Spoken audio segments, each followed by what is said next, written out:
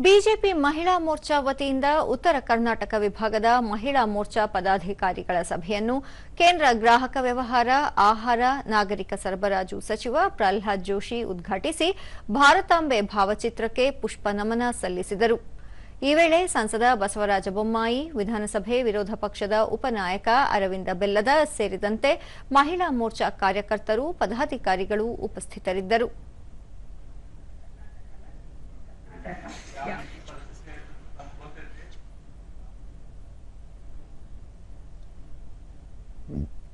ಬಳಿಕ ಪ್ರಹ್ಲಾದ್ ಜೋಶಿ, ಬಸವಣ್ಣ ಅವರ ಅನುಭವ ಮಂಟಪ, ಜಗತ್ತಿನ ಮೊದಲ ಸಂಸತ್ನಲ್ಲಿ ಮಹಿಳೆಯರಿಗೆ ಪ್ರಾತಿನಿಧ್ಯ ನೀಡಲಾಗಿತ್ತು.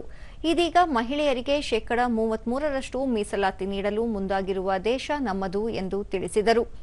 ಮಹಿಳಾ ಮೀಸಲಾತಿ ಜಾರಿಗೆ ಬಂದ ತಕ್ಷಣ ಜನಪ್ರತಿನಿಧಿಗಳಾಗುವುದಿಲ್ಲ, ಬದಲಾಗಿ ಜನರ ನಾಯಕರಾಗಿ ಗುರುತಿಸಿಕೊಳ್ಳುವ ಕೆಲಸ ಆಗಬೇಕಾಗಿದೆ. ಜನಸಾಮಾನ್ಯರ ಸಮಸ್ಯೆಗಳಿಗೆ ಸ್ಪಂದಿಸುವ ಮನೋಭಾವ ಬೆಳೆಸಿಕೊಳ್ಳಬೇಕು, ಜೊತೆಗೆ ಸಂಘಟನೆಗೂ ಆದ್ಯತೆ ನೀಡಬೇಕು ಎಂದರು. ರಾಜ್ಯದಲ್ಲಿ ಮಹಿಳೆಯರಿಗೆ ಕಳೆದ 2 ತಿಂಗಳಿನಿಂದ ರಾಜ್ಯ ಸರ್ಕಾರ ಗೃಹಲಕ್ಷ್ಮಿ ಕಂತಿನ ಹಣ ಬಿಡುಗಡೆ ಮಾಡಿಲ್ಲ. ಇದಕ್ಕೆ ಅಧಿಕಾರಿಗಳ ನಿರ್ಲಕ್ಷ್ಯ ಒಂದು ಕಡೆಯಾದರೆ ಸರ್ಕಾರ ಸರಿದಾರಿಯಲ್ಲಿ ಕೆಲಸ ಮಾಡುತ್ತಿಲ್ಲ. ಈ ಬಗ್ಗೆ ಜನರಲ್ಲಿ ಜಾಗೃತಿ ಮೂಡಿಸುವ ಕೆಲಸ ಆಗಬೇಕು. ವಿದ್ಯಾರ್ಥಿಗಳಿಗೆ ಸಕಾಲದಲ್ಲಿ ವಿದ್ಯಾರ್ಥಿ ವೇತನ ಸಿಗುತ್ತಿಲ್ಲ, ಇವುಗಳ ಬಗ್ಗೆಯೂ ಅರಿವು ಮೂಡಿಸಬೇಕು ಎಂದು ಹೇಳಿದರು.